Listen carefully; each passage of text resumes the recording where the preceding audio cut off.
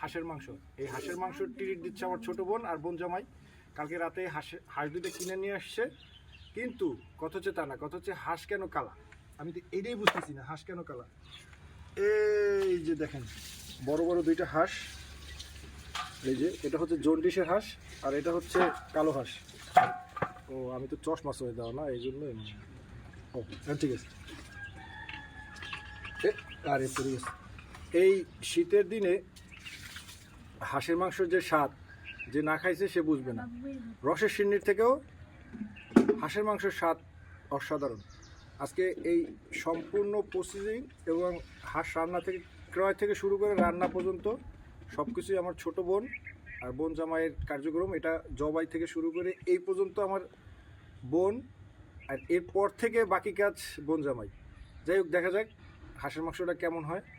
আপনাদের সবার দাওয়াত রইল।